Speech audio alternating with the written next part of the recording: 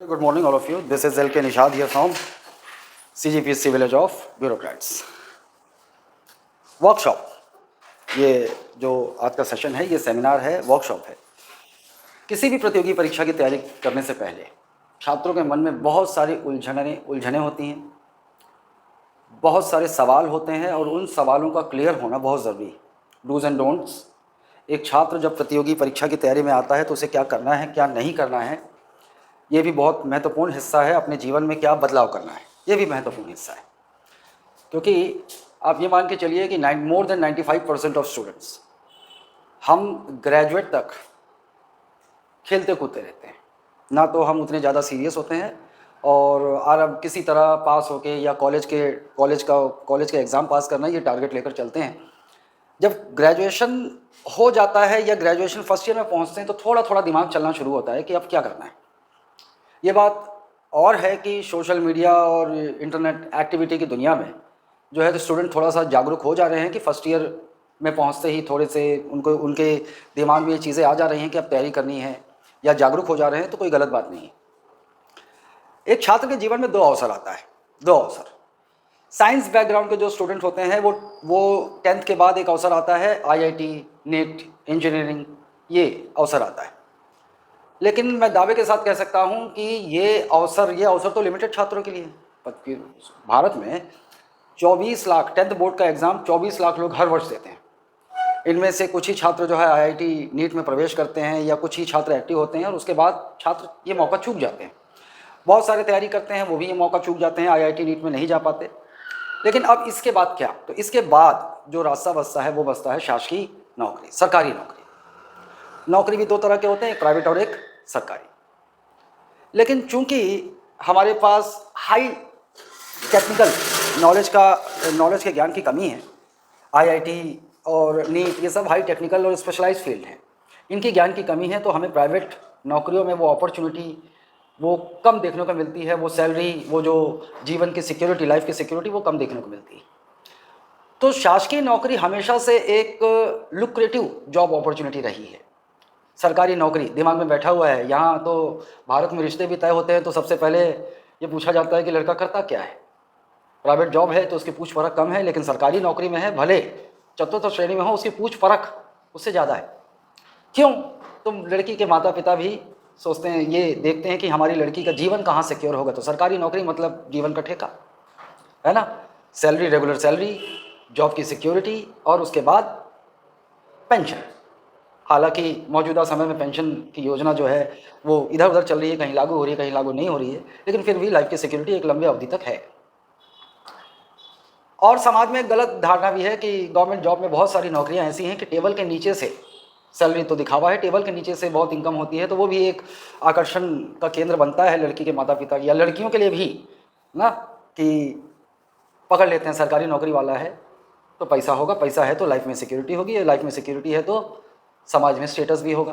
बिना पैसे के तो ये बात सच है कि बिना पैसे के आप एक कदम नहीं चल सकते इस दुनिया में।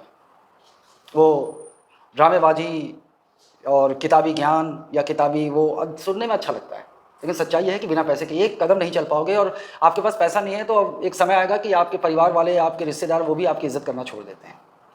ये बहुत कटु सत्य है। माता पिता मतलब अगर हम खोजें तो एक हमारे माता पिता और हमारा परिवार है, अपना परिवार, भाई बहन, जो शायद किसी भी स्थिति में हमारा साथ नहीं छोड़ते। उसके बाद दुनिया में इधर उधर आप सहारा ढूंढते हो और अगर आप विश्वास ढूंढते हो तो इस कलयुग की दुनिया में वो बहुत रेयर है। आप किसी पर ब्लाइंड विश्वास कर सकते हो तो वो है आपके माता पिता जो, और आपका परिवार जो आप पर विश्वास कर सकता है ना। उसके बाद पति, पत्नी, दोस्त, ये तमाम शर्तों पर हैं। तो एक पहले बोला जाता था कि दोस्त भी जो एक रिश्ता ऐसा होता है जो अंतिम समय तक साथ निभाता है, लेकिन इस कलयुग की दुनिया में वो दोस्ती का रिलेशन भी बदनाम हो चुका है, अब स्वार्थ की दुनिया हो चुकी है। माता पिता का भी निश्चित तौर पर स्वार्थ होता है, हमसे पैदा किया है तो उनका भी एक निश्चित स्वार्थ होता है कि हम बूढ़े हो जाएं तो हमारा बेटा, हमारी बेटी इस लायक हो कि वो हमें जो है उस समय सहारा दे सके। लेकिन ये स्वार्थ वाजिब भी है। हम पैदा होते हैं और वहाँ से लेकर जो है कठिन परिश्रम जो करते हैं हमारे माता पिता, तो एक छोटी सी उम्मीद यदि पाल लेते हैं, लेकिन वो उम्मीद छोटी सी है, उससे बड़ा उद्देश्य उनका ये होता है कि वो अपने जीते जी अपने बेटी और बेटा को स्थापित देखना चाहते हैं। स्थापित कि हमारे जीते जी हमारा बेटी या बेटा स्थापित हो जाए ताकि हमें चैन रहे, हमारे अंतिम समय में कि हम तड़पते न रहें कि हमारा बेटी और बेटा जो भी है, हमारा खून जो है वो किसी परेशानी में।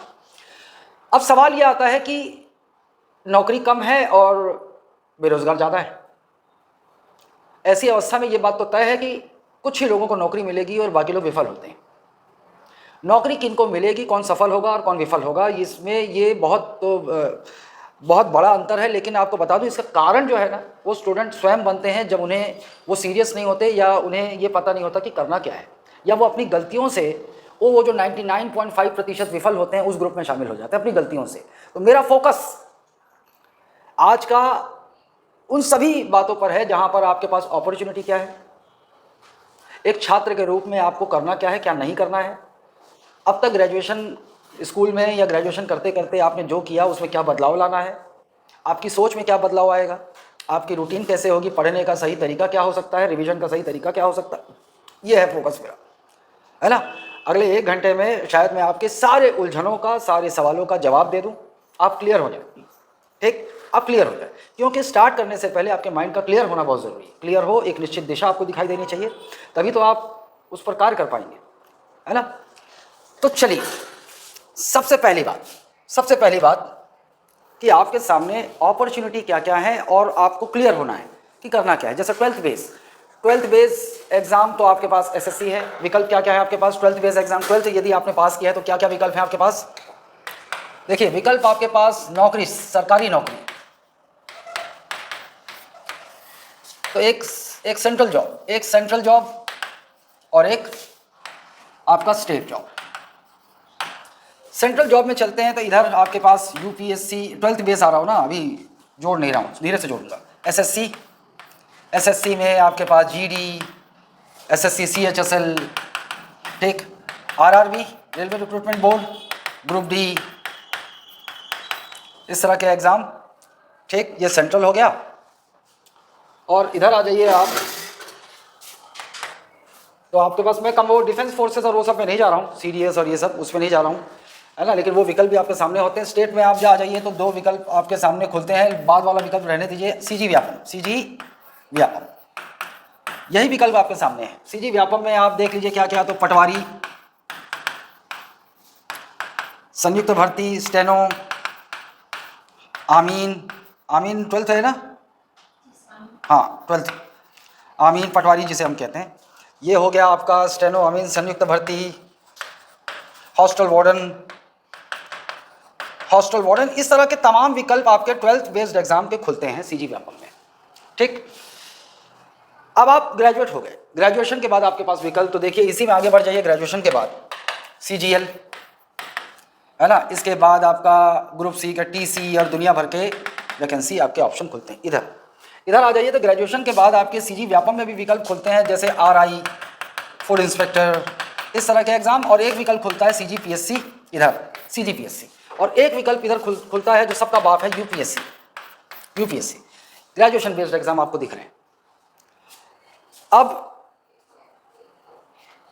एक स्टूडेंट के सामने जो सबसे बड़ी चुनौती है और समस्या है कि वो कौन से क्षेत्र का चुनाव करे, और मैं आपको लिख कर दे देता हूं कि 80% से ज़्यादा छात्र यहीं पहले ही चरण में गलती कर जाते हैं।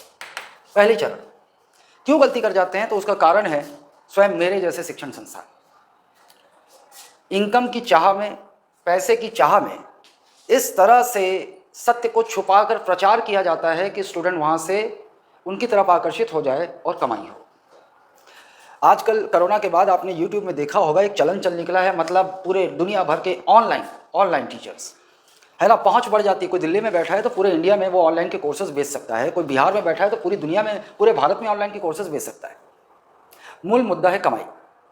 तो होता यह है कि वो इस तरह से प्रचारित करते हैं कि स्टूडेंट, एक नया स्टूडेंट जो 12वीं से निकला है या ग्रेजुएट हुआ है, उसे दुनिया का उतना ज्ञान नहीं है, उसको बरगला लेना और उसको अपनी ओर खींच लेना, आकर्षित कर लेना अपने धंधे के स्वार्थ में बहुत बड़ा आसान है।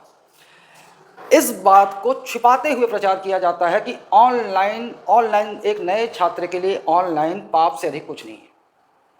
सफलता का दर सबसे बुरा है ऑनलाइन में, सबसे बुरा, लेकिन कोई आपको ये सच्चाई नहीं बताता क्योंकि इससे धंधा मार खाता है। मैं आपको बता दूं कि ऑनलाइन का ऐसा है कि अगर 10 लाख स्टूडेंट किसी ने प्रचार करके एनरोल कर लिया है ना, तो इसमें से 100 स्टूडेंट का सिलेक्शन नए स्टूडेंट का सिलेक्शन, ये बहुत रेयर है, ये बहुत रेयर है। अब सवाल ये आता है कि ऑनलाइन में फिर भी अगर सिलेक्शन कुछ हो रहे हैं तो वो कहाँ से आते हैं? तो ऑनलाइन में वो जो सिलेक्शन हो रहे हैं वास्तव में वो 2-3 साल से तैयारी कर रहे हैं, वो तैयारी कर चुके हैं, चाहे स्वाध्याय से चाहे ऑफलाइन तैयारी कर चुके हैं। क्योंकि ये कोर्सेस, क्रैश कोर्स और ये कोर्सेस बहुत निम्न दामों में बेचे जाते हैं, तो वो स्टूडेंट जो ऑलरेडी तैयारी कर चुके हैं, चाहे आप पीएससी की बात कीजिए, चाहे यूपीएससी की बात कीजिए, चाहे एसएससी की बात कीजिए, तैयारी कर लिए हैं, तो वो कोर्सेस खरीद लेते हैं। क्योंकि एक बेरोजगार छात्र जो होता है वो किसी भी माध्यम से सफल होना चाहता है, किसी भी माध्यम से। उसको लगता है वो बहुत चलन में है, वो बहुत चलन में है, उसके प्रचार में उसने इतने चयन बताए, मैं उसका कोर्स ले लेता हूँ, उसका कोर्स ले लेता हूँ, और इस तरह से वो उनके कोर्स ले लेते हैं। और वही स्टूडेंट जो 2-3-4 सालों से तैयारी कर रहे हैं, कोई एसएससी का एक चरण पार कर चुका है, कोई बीपीएससी या सीजीपीएससी का मेंस पहले दे चुका है लेकिन असफल हो रहा है, कोई यूपीएससी का प्री पास कर चुका है, ये सारे स्टूडेंट क्रीम स्टूडेंट्स हैं।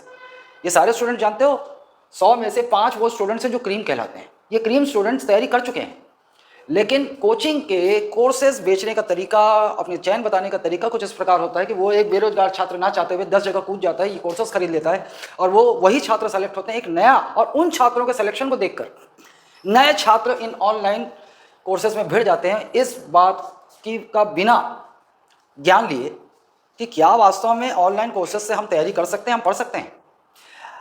आप अपने आप से रिलेट कर लीजिएगा, आप अपने आप से रिलेट कर लीजिएगा कि 100 में से बामुश्किल 5 ही छात्र ऐसे होते हैं जो ब्रिलियंट कहलाते हैं, मतलब स्कूल से बेसिक्स उनके क्लियर हैं, रेगुलर पढ़ने की आदत है, रेगुलर पढ़ने की आदत है, और अच्छा मार्गदर्शन उन्होंने, उनको पता है, और उनको पढ़ने की आदत भी है, पढ़ने की कला उन्होंने सीख ली, वो ब्रिलियंट कहलाते हैं, ब्रिलियंट। तो उन्हीं चंद छात्रों में से कुछ छात्र सेलेक्ट होंगे और उन छात्रों का चयन दिखा दिया जाता है, और बाकी लाखों छात्र उन चयन को देखकर प्रभावित हो जाते हैं। जबकि क्या आप उस फील्ड में रहे हैं अपने स्कूली जीवन में? उन ब्रिलियंट छात्रों के ग्रुप में क्या आप रहे हैं? क्या आपके बेसिक्स क्लियर हैं? क्या आप उतने ईमानदारी से आपने स्कूली जीवन बिताया है? तो फिर कैसे 5 उंगलियां जब बराबर नहीं है तो आपको वही चीज़ जिसमें उन छात्रों ने चयन प्राप्त किया वो आप पर अप्लाई कैसे हो सकती है? क्या वही स्ट्रैटेजी जो उन्होंने अपनाई है वो स्ट्रैटेजी आप अपनाएंगे तो सफल हो जाएंगे? क्या इसको आप मानते हैं कि ऐसा होगा? नहीं होगा, ऐसा नहीं होता। कोचिंग की स्ट्रैटेजी या कोचिंग का जो नुस्खा है वो कुछ इस प्रकार से होना चाहिए कि ये मान के चले कि 100 में से उन 5 ब्रिलियंट छात्रों को नहीं पढ़ाना है, आपको उन 100 में से 95 छात्रों को पढ़ाना है जो एवरेज और सामान्य या फिर कमज़ोर रहे हैं। अच्छा, कमज़ोर कहने का मतलब ये नहीं होता है कि आपके दिमाग में गोबर भरा है। कमज़ोर कहने का मतलब ये है कि आपने शायद पहले सीरियस नहीं लिया पढ़ाई को, आपको शायद पढ़ने की सही कला नहीं मालूम, तो आपका जो मार्कशीट है उसमें नंबर कम रह गया है ना। इसका मतलब मैं यही मानता हूँ कमज़ोर। तो फिर वो 95% छात्र 100 में से जो 95 छात्र हैं कि क्या उन्हें तैयार किया जा सकता है? हाँ, उन्हें तैयार किया जा सकता है, लेकिन उसके लिए छात्रों के पीछे भिड़ना पड़ता है, और यही जिम्मेदारी कोचिंग नहीं अपनाती। कोचिंगों के क्रैश कोर्स, मॉक इंटरव्यू, अब सिलेक्शन के फ़ोटो देखिए। आप एक बात का ध्यान रखिएगा कि किसी क्लास में 2000 छात्र बैठे हैं और किसी क्लास में 50 छात्र बैठे हैं। मार्केटिंग, मैं आपको मार्केटिंग समझाना चाह रहा हूँ। किसी क्लास में 2000 से 3000 छात्र बैठाकर कोई संचालित कर रहा है, और कोई 50 छात्र से 100 छात्र बैठाकर कोचिंग संचालित कर रहा है। ये 2000 से 3000 छात्र जब होते हैं ना, तो आजकल जो मार्केटिंग का दौर चल निकला है, हम सेवा करते हैं, हम छात्रों के हित में सोचते हैं, हम छात्रों की फीस कम करना चाहते हैं। तो यहाँ पर क्या होता है कि 2000 से 3000 छात्र एक ही क्लास में बैठे हैं और फीस 5000 रखी जाए, या छोड़ो 10,000 रखी जाए। कोई 10,000 की मार्केटिंग कर रहा है या 20,000 की मार्केटिंग कर रहा है, चलो मैं ये बता देता हूँ। ऑफलाइन इस तरह से बैठाया है, और ये किसी पीएससी की मार्केटिंग कर रहा है कि मैं मात्र 20,000 में पढ़ा रहा हूँ, 20,000 में। और ये मैं आपको बता देता हूँ, ये 1 से 1.5 साल की अवधि होगी, ये दावा किया जाता है 20,000। लेकिन आप सोचिए कि 3,000 छात्र हैं तो 20,000, ये इनकम का आंकड़ा स्किप हो जाता है। 3 2 जा 6, 1 2 3, 1 2 3, और कितना जीरो बढ़ा? 1 2 3 4, 1 10 100,000 10,000 लाख 10 लाख करोड़। एक बैच से कितना पैसा आया? उतना ही हो रहा है ना? कितना हो रहा है? 20,000 इंटू 3,000, 20,000 2 लाख, 20 लाख, करोड़ ही हो रहा है। करोड़ हो रहा है कि नहीं हो रहा है? ज़्यादा हो रहा है क्या? 20,000 इंटू 3,000 कितना हो रहा है? 6 करोड़ हो रहा है। ये 6 करोड़ एक बैच से इनकम कितनी हो रही? 6 करोड़। और मान लो यहाँ कोई 50 से 100 स्टूडेंट पढ़ा रहा है और वो 40,000 लेता है, तो इसकी 100 मान लो आप, 100 एक 2 जीरो बढ़ा दिया, 1 10 100,000 10,000 लाख 10 लाख, तो ये कितना हुआ 40 लाख। सिंपल सा फंडा मैं आपको समझा रहा हूँ। ये स्टूडेंट को हम 2 लाख की फीस कम करके हम इतना ले आए। ये मार्केटिंग की जाती है। कभी भी मार्केटिंग का एक तुलना होता है, आप भारी प्राइस को उससे तुलना कीजिए और अपने प्राइस को और बेच दीजिए। ये जो स्टूडेंट रूपी ग्राहक है उन पर प्रभाव बहुत पड़ता है। हाँ, 2 लाख का सामान 20,000 में दे रहा है, जैसे आप सेल की तरफ भागते हो। ये मार्केटिंग का एक स्ट्रैटेजी, सेल की तरफ भागते हो, सेल लगा है, लेकिन आप उसके पीछे की चीज़ों को भूल जाते हो कि सेल अगर लगा है, अगर वो उसकी कीमत 2 लाख में वो बिक रहा था, अगर कोई सामान 100 रुपये में बिक रहा था और सेल में उसे बोल रहा है कि सीमित समय के लिए 20 रुपये में, तो आपको आपके दिमाग में ये आता है कि 100 रुपये का सामान 20 रुपये में मिल रहा है, भागी जाती है दुनिया। लेकिन आप उसके पीछे की चीज़ें क्या सोच पाते हो कि 20 रुपये में क्यों मिल रहा है? वो पीछे जाओगे तो सोचोगे कि वो शायद वो सामान हो सकता है जो बिक ही नहीं रहा है, स्टॉक हो गया है। उन सामानों को निकालने के लिए सेल लगाया गया 20 रुपये में, कुछ तो मिल जाए ना।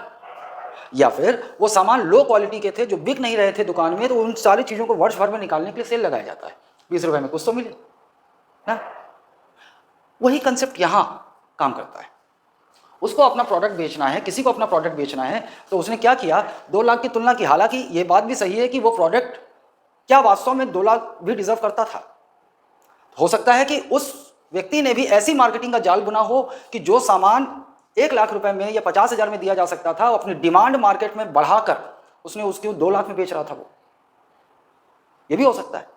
उसकी वास्तविक जो कीमत थी वो 2 लाख के बजाय, ये कोर्स जो 20,000 में बेचा जा रहा है, 2 लाख की बजाय वास्तव में ये 50,000 का में किया जा सकता था। 50,000 में भी उसे भारी प्रॉफिट होता, लेकिन वो भी 2 लाख क्यों वसूल पा रहा था? उसने भी मार्केटिंग, चयन और ये सब के जाल बुने हो, शायद मार्केट में डिमांड पैदा की हो, शायद ऐसा करोड़ों का लाखों का प्रचार किया हो। शायद इतना प्रचार किया जाता है, जब कोई आदमी आपको बार बार दिखता है न्यूज़पेपर में, मीडिया में, यूट्यूब में, तो मार्केटिंग का एक और रूल है, कभी भी गूगल में खोज के देख लेना, जो दिखता है वो बिकता है। ये सब आप सभी ने सुना होगा। जो बार बार दिखेगा तो आपके दिमाग में प्रभाव पड़ता है और आपको लगता है कि ये बार बार दिख रहा है तो ये अच्छा होगा, आप कूद पड़ते हो। इसीलिए तो आप देखोगे तमाम तरह के कोचिंग संस्थान यूट्यूब में दिखते हैं, रील वायरल करते हैं फेसबुक में, इंस्टाग्राम में, और आप लोगों को पता भी नहीं है। न्यूज़पेपर ये वो दुनिया भर के अवार्ड तो खरीदते हैं। बाकी आप लोगों ने देखा होगा आजकल एक चलन निकला, एक तो माइक लेकर यूट्यूबर सामने खड़ा हो जाता है पत्रकार बन के, और उसके सामने दुनिया भर के डींग हाके जाते हैं।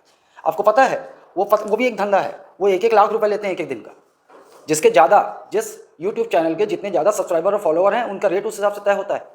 1 लाख रुपया एक दिन का, और उसके सामने बैठा हुआ शिक्षक एक स्क्रिप्ट पढ़ रहा होगा और डींग हाँक रहा होगा, अब तो मैं ऐसा कर दूं, मैंने ऐसा किया, मैंने वैसा किया। और वो जो है स्क्रिप्ट पढ़ रहा होगा, वो सवाल भी वही पूछेगा जो उसने लिख कर दिया है, और जवाब पहले से तैयार है, स्क्रिप्ट तैयार है, ड्रामा तैयार है।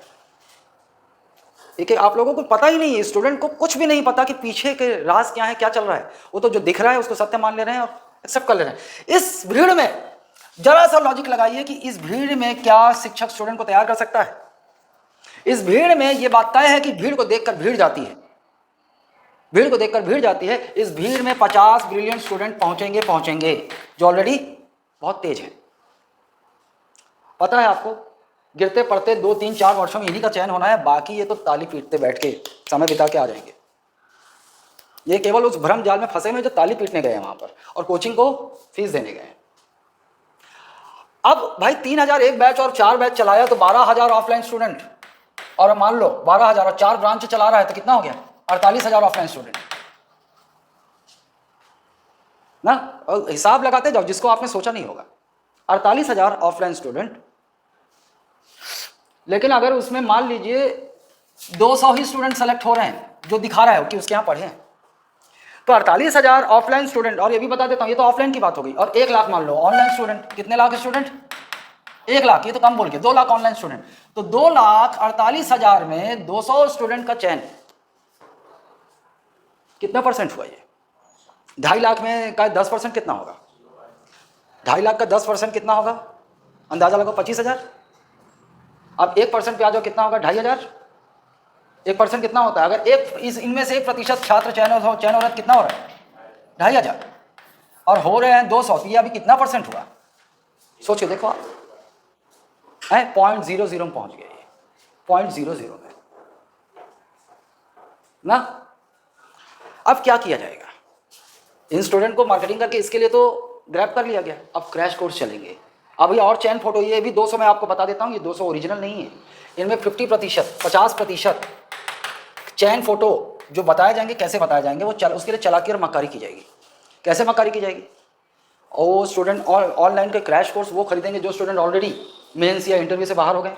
वही बताया था ना सबसे पहले आपने, वो तो तरस रहे हैं चैन के लिए, किसी ना किसी का सहारा ढूंढते हैं। वो ऑनलाइन कोर्स खरीद लेंगे, उनमें से होंगे 50%, तो उनमें से 50 स्टूडेंट जो ऑलरेडी, वो तो पहले से तैयार हैं, शिक्षक ने, इस कोचिंग ने तैयार नहीं किया है, ऑलरेडी वो तैयार है, लेकिन चूक जा रहा है किसी न किसी माध्यम से, वो होंगे। और बचा 50 तो मैं आपको बता देता हूँ, आपने देखा है मॉक इंटरव्यू, यूट्यूब में बहुत देखा होगा और आपने, 4 लोग बैठ जाते हैं और मॉक इंटरव्यू लिया जाता है, जो ऑलरेडी छात्र मेंस क्लियर कर चुका है, यूपीएससी का, बीपीएससी, सीजीपीएससी का मेंस क्लियर कर चुका है। और एक स्टूडेंट जो मेंस क्लियर कर लेता है, तुमको पता है वो कोई रिस्क नहीं लेना चाहता, वो 6 जगह 7 जगह जाता है इंटरव्यू देने के लिए, मॉक इंटरव्यू देने के लिए। मॉक इंटरव्यू कि क्या होगा, उससे मुझे कॉन्फिडेंस आएगा, जितना मॉक इंटरव्यू दूंगा कॉन्फिडेंस आएगा, और वो 50 स्टूडेंट इस मॉक इंटरव्यू से फोटो लेकर बताएंगे, बड़ी चालाकी से, बड़ी चालाकी से।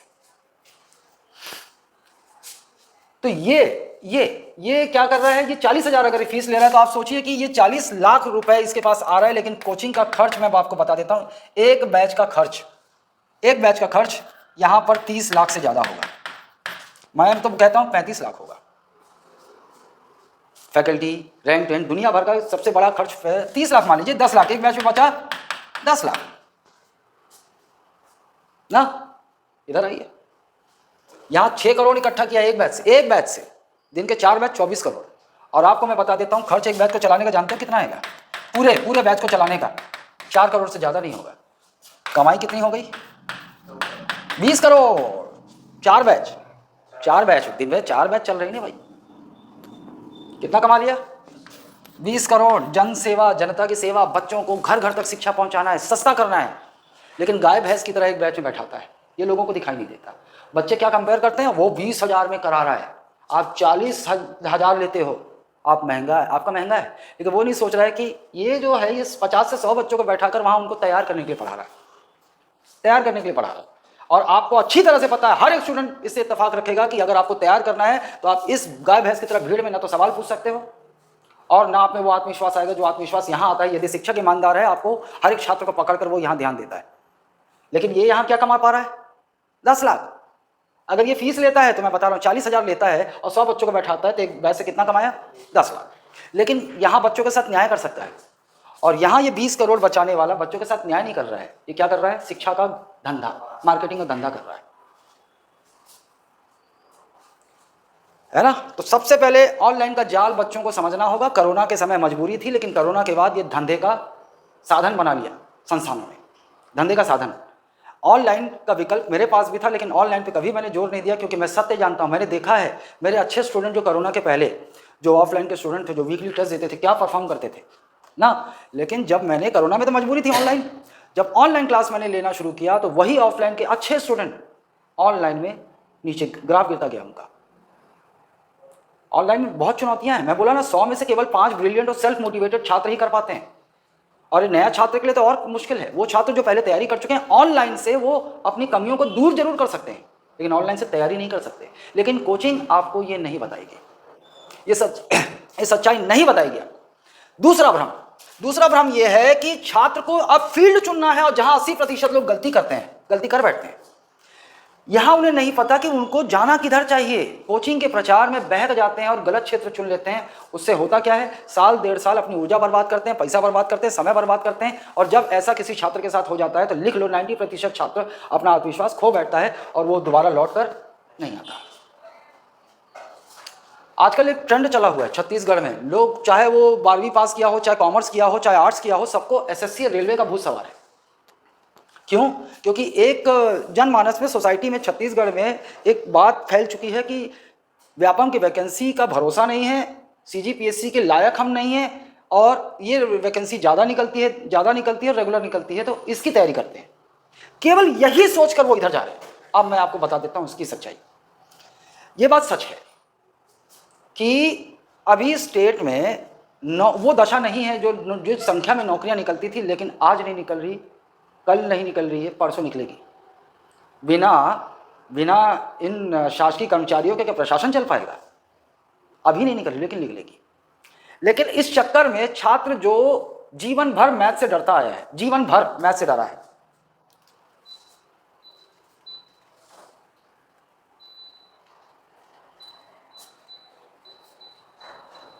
जीवन भर मैथ से डरता आया है, वो इस फील्ड में जा रहा है ये बोल के कि इधर अपॉर्चुनिटी ज़्यादा है, नौकरी की संख्या कम है। लेकिन आप नौकरी की संख्या देखते हो, लेकिन आप ये नहीं देखते कि ऑल ओवर इंडिया से उसके लिए फाइट होती है। पहली बात। दूसरी बात, आप उस फील्ड को चुन रहे हो जो फील्ड शायद आपके लिए नहीं है, क्योंकि आप मैथ से डरते रहे हो। आप मैथ से स्कूली जीवन भर डरते रहे हो, और जिसने आपको पूरे स्कूली जीवन, पूरे कॉलेज के जीवन डराया है, आप उस फील्ड में, क्योंकि यहाँ पर सिलेक्शन का मेन क्राइटेरिया मैथ्स है ना। फिर बहुत सारे स्टूडेंट, देखो आत्मविश्वास होना अलग बात है और अति आत्मविश्वास होना अलग बात है। अति आत्मविश्वास आपको कई बार गलत जगह ले जाता है। मैं कर लूँगा, मैं कर लूँगा, मैं कर लूँगा। अरे भाई, आप स्कूल तक, कॉलेज तक आपने जिसको नहीं किया, आप वहाँ पे आत्मविश्वास के साथ मैं कर लूँगा। तो ऐसे आत्मविश्वास रखने वाले, मैं बता दूँ, 1000 में एक ही होता है जो सफल होता है। 999 लोग विफल होते हैं। तो क्या मैं उसको उदाहरण दे दूँ आपके सामने? क्या ये उचित होगा कि ऐसा 1000 लोग सोचने वाले 999 फेल होते हैं, 999 में एक कोई चयनित होता है, मैं उसको उदाहरण आपके सामने रख दूँ? ये उचित होगा क्या? मतलब ये तो जुआ खेल रहे हैं आप, जुआ ही है ना। तो सबसे पहला चुनौती यह है कि स्टूडेंट को अपने स्ट्रेंथ को पहचान कर क्षेत्र चुनना होगा। देखिए, इधर मैथ्स की रिक्वायरमेंट है 12th बेस्ड एग्जामों में, और जब आप ग्रेजुएशन बेस्ड एग्जामों में जाओगे तो एक और चीज़ जुड़ जाती है, हायर इंग्लिश अच्छा लेवल होता है उसका। और हम हिंदी मीडियम के छात्र इससे भी भागते रहे जीवन भर। अब आपको 2 विषय चुनौती में आ गई, एक गणित और एक मैथ्स, और इसी के बेस पर सिलेक्शन होगा। जीएस बहुत हल्का होता है इसका, लेकिन सिलेक्शन किससे हो रहा है? अब आप देखिए, जाहिर सी बात है इंग्लिश मीडियम के स्टूडेंट हायर एडवांटेज ले जाएंगे, और इंजीनियरिंग जिन्होंने किया है वो एडवांटेज ले जाएंगे। इसके लिए ले जाएंगे कि नहीं ले जाएंगे? जिन्होंने इंजीनियरिंग की है और वो भी इंग्लिश मीडियम के रहे हैं। और आपको मैं बता दूं, कोई कोचिंग वाला, ये जितने भी धुरंधर यूट्यूब में ड्रामा करते मिल जाएंगे, ये नहीं बताता एसएससी, सीजीएल, सीएचएसएल और इन सब में 90% इंजीनियर पोस्ट ले जाते हैं, नौकरी ले जा रहे हैं। लेकिन कोचिंग की 90% कमाई non engineering, non maths background के स्टूडेंट से होती है। कॉमर्स वाले, आर्ट्स वाले, साइंस वाले जो नॉर्मल ग्रेजुएशन किया है, इनसे होती है। तो कभी आपको ये नहीं बताएगा। क्या करेगा पता है? एक तो उदाहरण लाकर खड़ा कर देगा, क्या किया है आपने? सर मैंने बीए किया है। तो आपका सीजीएल में चयन हो गया? हाँ सर, है ना। आपकी कृपा है, आपसे मैंने, आपका पढ़ाने का तरीका इतना रोचक था कि मैंने आपसे पढ़ाई की और आज सीजीएल में सेलेक्ट हो गया ना। सामने लाके खड़ा कर देगा, यूट्यूब में देख लेंगे, वाह गुरुजी कमाल के, मतलब बीए वाले स्टूडेंट भी सीजीएल में सेलेक्ट करवा दी। उसे पूछ लो कि कितने ऐसे बीए वाले स्टूडेंट को उससे फीस ली है और उसमें कितने हुए, तो आपको सत्य का ज्ञान हो जाएगा। क्या किसी कोचिंग ने आपको ये बताया है? कोई भी धुरंधर हो देश का, ये बताया है कभी भी? देखो आंकड़े बताए जाते हैं आपको। आंकड़े कब बताए जाते हैं? मेरे यहाँ मैं 50,000 स्टूडेंट पढ़ाता हूँ, ऑफलाइन में है मेरे, 25 लाख ऑनलाइन स्टूडेंट है मेरे। क्यों? क्योंकि ये आंकड़ा, भीड़ देखकर भीड़ आती है। ये आंकड़े आपको हमेशा बताए जाएंगे। कोई बता रहा है कि भाई मैंने 50,000 छात्रों के लिए भोज आयोजित किया है, कोई बता रहा है मैंने हर साल मैं 10 लाख ऑनलाइन स्टूडेंट पढ़ाता हूँ। क्यों? ये आंकड़ा जब प्रवेश लेना होता है, जब मार्केटिंग करनी होती है उसकी चालाकी से, तो ये आंकड़ा बताया जाता है। क्या कोई चयन देते समय ये आंकड़ा बताता है कि 25 लाख ऑनलाइन स्टूडेंट में 100 स्टूडेंट सेलेक्ट हुए? कभी देखा है किसी कोचिंग को बताते हुए? तब ये आंकड़ा नहीं बकेगा वो, क्योंकि जैसे ही बोल दिया कि 25 लाख ऑनलाइन स्टूडेंट में ये 200 सेलेक्ट हुए इस साल, तुरंत स्टूडेंट बोलेंगे 25 लाख में 200, तो बाकी लोग भाटा बूझ रहे हैं। इस शिक्षक में अगर दम होता तो 25 लाख में कम से कम 2,500 तो होते, या 25 लाख में 25 लाख का 10% कितना होता है? 2.5 लाख। 1% कितना होता है 2.5 लाख का? 2.5 लाख का 10% कितना होगा? 25,000। 25,000 तो होते, 2.5 लाख का 1% कितना होगा? 25,000। 25 लाख का 1% कितना होगा? इतना भी चयन नहीं है। और ये दावा करता है दुनिया भर के प्रचार करके कि ग्रेट शिक्षक वो ग्रेट नहीं होता जो भीड़ इकट्ठी कर ले और भीड़ में चंद ब्रिलियंट छात्र आए, वो सेलेक्ट हो जाए और उन पर सीना चौड़ा करके 99% कमज़ोर और सामान्य छात्रों से धंधा करे। जिम्मेदारी यहाँ नहीं होती, जिम्मेदारी यहाँ होती है। ये जिम्मेदारी लेने पर मैं यकीन रखता हूँ और मैं यहाँ फोकस करता हूँ, यहाँ। और ये इनको पढ़ाना हो ना, इनको तैयार करना हो, इनसे रिजल्ट लेना हो, तो गाय भैंस की तरह इस प्रकार से भरकर रिजल्ट नहीं लिया जाता, धंधा किया जाता है। ये जो है ना, एक बैच में 2,000 3,000 फीस 80 का मार्केटिंग करके ये जो किया जाता है और कहानियाँ बनाई जाती हैं, ऐसे नहीं होता है। समझ गए? इधर सेंट्रल गवर्नमेंट जॉब में किसको जाना चाहिए? एसएससी रेलवे में किसको जाना चाहिए? और दिमाग खुला होगा। इधर आइए, इधर आइए। मैं ये नहीं बोलता भाई कि नहीं होते नॉन वेस्ट बैकग्राउंड, लेकिन उनकी संख्या बहुत कम है। वो तो जुआ है ना, लाखों नॉन वेस्ट बैकग्राउंड के स्टूडेंट में कुछ ही लोग हो रहे हैं, बाकी पोस्ट ले जा कौन रहा है? Engineering background, maths background, already maths के में माहिर है, इंग्लिश मीडियम के तो इंग्लिश भी अच्छी तुरंत पिक करते हैं।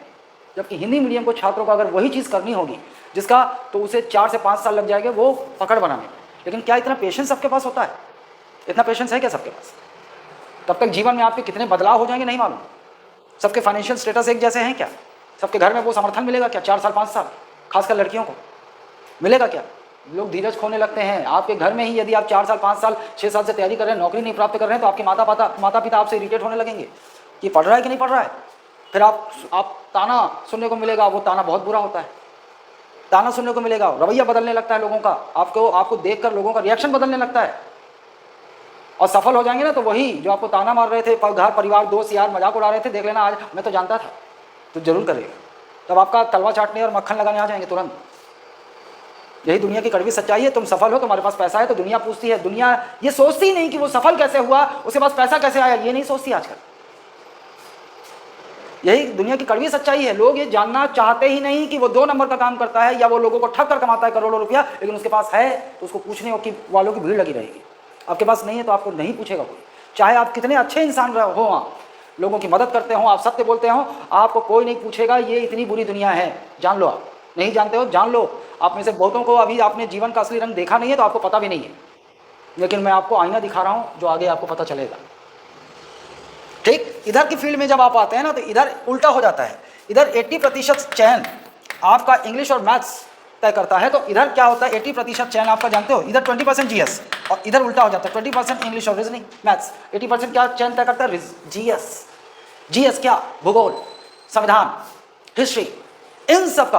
और ये ऐसे विषय हैं कि किसी भी फील्ड का स्टूडेंट भिड़ेगा तो कर सकता है, किसी भी फील्ड का। लेकिन मैथ्स हर स्टूडेंट नहीं कर सकता है ना। मैथ्स हर एक स्टूडेंट के वेवलेंथ की नहीं होती है, खासकर वो जिसने पूरे स्कूली जीवन में अपने मैथ्स के बेसिक ही क्लियर नहीं है, वो मैथ्स से भागता आया है या डरता आया है, उसके लिए जुआ है सिर्फ ये।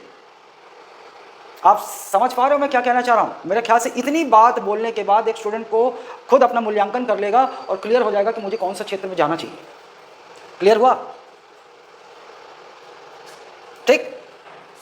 अच्छा, अब एक सबसे बड़ी चुनौती, पढ़ने का तरीका ना।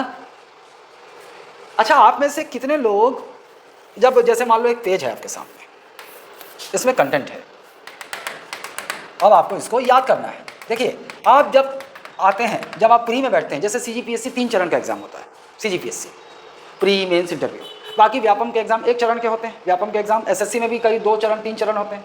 जैसे 12th बेस एग्जाम में एक ऑब्जेक्टिव बेस एग्जाम होता है, और उसके बाद स्किल, जहाँ टाइपिंग वाइपिंग मांगता है तो स्किल टेस्ट होता है।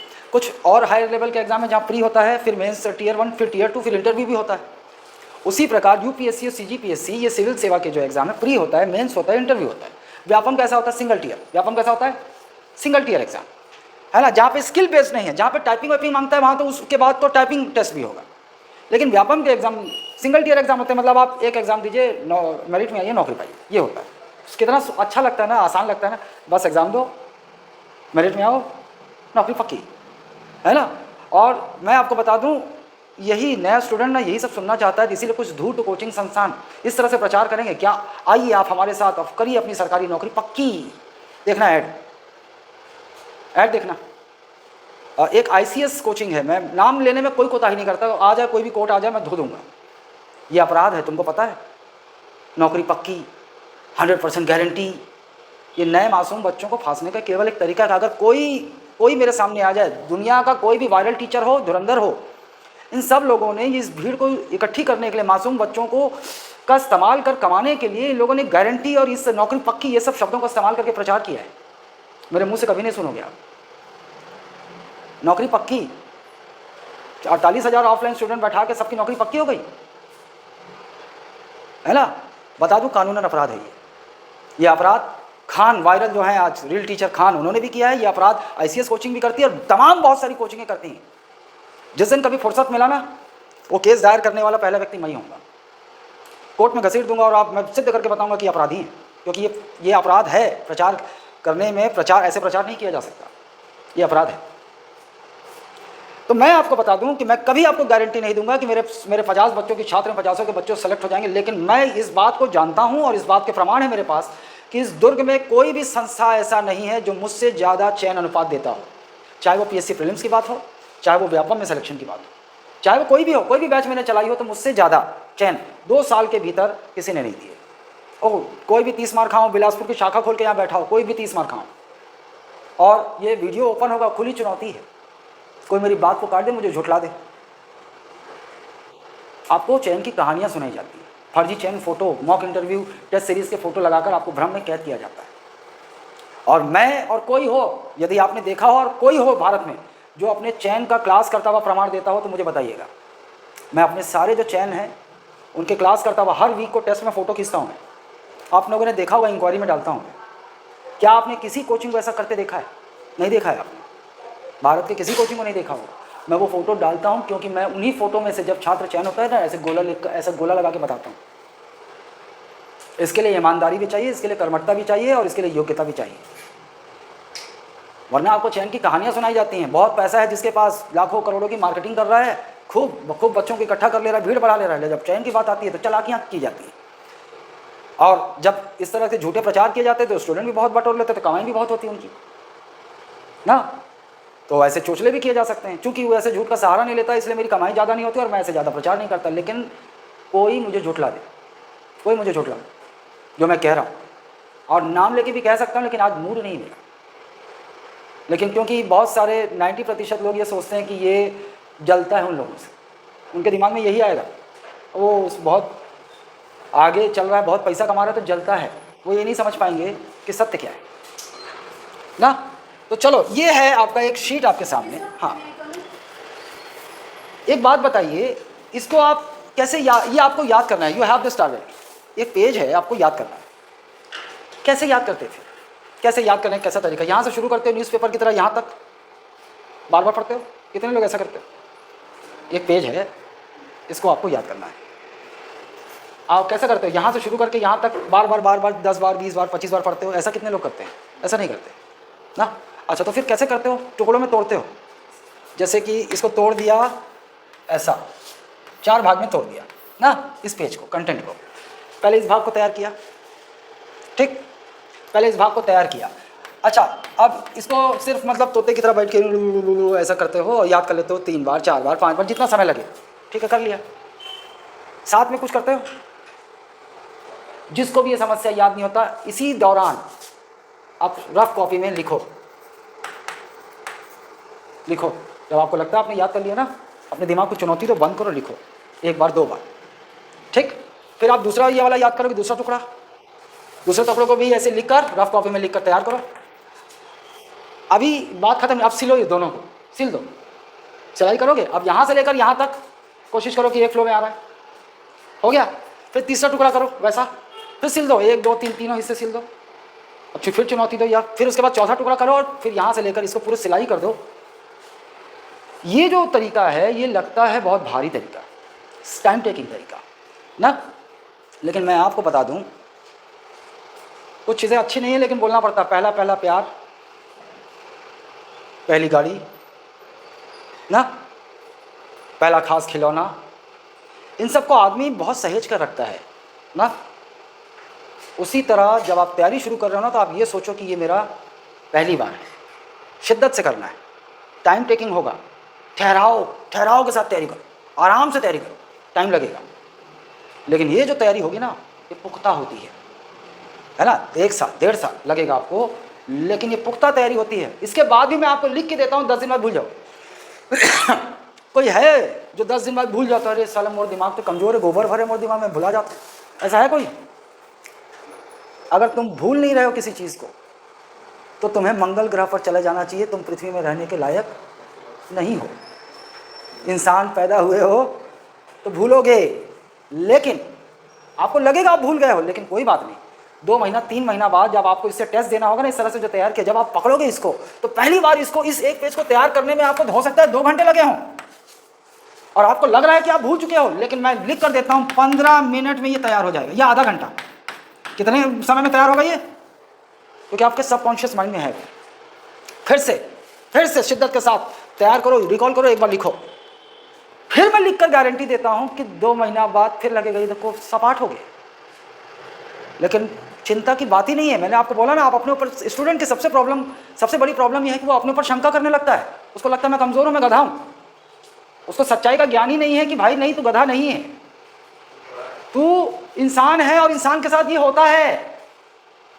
जब 2 महीने बाद आप इसको फिर लेकर बैठोगे, मैं बता देता हूँ 10 मिनट लगेगा, फिर से रिकॉल हो जाएगा ये फ्रेश शब्दशः, और फिर 3 महीना बाद फिर साफ ना। लेकिन अगर आप पूरे तैयारी के दौरान 3 बार इस तरह से गुजर चुके हो ना पूरे विषयों से, तो एग्जाम के 3 महीना पहले उन सारे सब्जेक्ट को, चाहे 10 सब्जेक्ट 12 सब्जेक्ट हो, 2 महीने में आप पूरे सब्जेक्ट रिकॉल कर लोगे, और तब आप देखो एग्जाम में आपका परिणाम आ जाएगा। इरिटेटिंग होता है बार बार करना ना, किसी को कोई होता है ना इरिटेटिंग। असल में स्टूडेंट इरिटेट होकर जो करना है ना वो करते नहीं। उनको लगता है क्या बार बार लिखूं, क्या एक बार पढ़ूं, नहीं करना है ऐसा। ठीक। अब उसके बाद तैयारी के दौरान एक और चीज़, रिवीजन। ये रिवीजन का एक फेज था ना, जो कोई विषय कंप्लीट हो गया, कोई टॉपिक कंप्लीट हो गया, तो एक समय के एक इंटरवल में आपको रिवाइज करना है उसको ना। अब एक दिन का फॉर्मेट क्या आपने पालन किया है कभी? Monday, Tuesday, Wednesday, Thursday, Friday, Saturday and Sunday. अब देखिए मैं अपनी कोचिंग में क्या फॉलो करता हूँ किसी भी स्टूडेंट को भिड़ाए रखने के लिए, और क्या उसको कहता हूँ कि वो करेगा। मंडे को आपने क्लास किया या आपने तैयारी की, कोई 2 विषय या आपने तैयार किए, मंडे को हो गया, क्लास किया आपने। उसके बाद उसी दिन जाकर उस टॉपिक को जितना सॉलिड हो सकता है कर डालो, जितना सॉलिड हो सकता है कर डालो उसी दिन। मैं नहीं कहता लंबा लंबा प्लान करो, लंबा लंबा टारगेट बनाओ, छोटा सा टारगेट है, आज जो हुआ है आज आप उसको कर डालो। अब ऐसा करने के लिए प्रॉब्लम क्या है ना, अब आ रहे हो आप प्रतियोगी परीक्षा में, प्रॉब्लम आपके सामने डिस्ट्रैक्शन बहुत ज़्यादा है। पाप, कुछ चीज़ें आपको मैं बता रहा, पाप, ये पाप है। पाप एक छात्र के लिए क्या है? पाप। पहला है स्मार्टफोन, पाप, ये पाप है। और स्मार्टफोन साला सबके पास होगा, ये पाप सबके पास है ना, है कि नहीं है? पाप है ना ये वाला, मतलब रोज पाप कर रहे हो। एक पाप, मेरे कहने का सेंस, एक स्टूडेंट जब आप हो ना तब ये पाप है, ये आपको डिस्ट्रैक्ट करता है। अब बहुत अच्छा तरीका है कि कोई स्मार्टफोन त्याग सकता है, अगर त्याग दे, सीने पर पत्थर रखकर ना त्याग दे इसको। और फिर भी अगर त्याग नहीं सकता कि चलो भैया बहुत, मैं स्मार्टफोन मेरे बहुत काम आता है, गूगल में सर्च करने के काम आता है, या पढ़ाई के भी काम आता है, निश्चित तौर पर टेक्नोलॉजी का सही इस्तेमाल किया जाए काम आता है। लेकिन असल में अगर वो स्टूडेंट इतना कमजोर है कि जैसे ही फ़ोन पकड़ता है, व्हाट्सअप, रील, ऐसे में उसमें चला जाता है, तो फिर तो वो काम नहीं कर रहा है, पाप कर रहा है ना। क्योंकि जैसे ही आप स्क्रॉल करने लगते हैं तो ये उर्फी जावेद, ये क्या वो कौन सी है, सोफिया अंसारी, इस तरह की ये अप्सराएं आ जाती हैं ध्यान भटकाने के लिए, है ना। आपने देखा होगा कि पूरे बदन ढके हुए सांस्कृतिक नृत्य करती हैं वो लोग, है ना। तो क्या होता है, आप एंटरटेनमेंट मोड में चले जाते हैं। फिर कैरी मिनाती टाइप के कुछ कैरेक्टर आ जाते हैं जो बड़े ही मतलब सात्विक शब्दों का इस्तेमाल करते हुए जोक मारते हैं, है ना, जो मतलब आपके संस्कारों को और सुदृढ़ करते हैं, है ना। बीच बीच में दोहे पढ़े जाते हैं, माँ का, बाप का, ठीक। तो ये सब तमाम तरह के ये अच्छे लोग जो हैं वो सोशल मीडिया में आपको एकाग्र चित्त करने के लिए, आपको मोटिवेट करने के लिए बैठे हुए हैं। अगर ऐसा है तो इसको त्याग दो। वो सिंपल कीबोर्ड वाला फ़ोन, सस्ता फ़ोन रखो अपने पास। और अगर फिर भी नहीं कर सकते आप, तो मैं आपको बता देता हूँ, आप दिन में एक टाइम टेबल निश्चित करो। सबसे पहला एक टाइम टेबल, 24 घंटे आपके पास।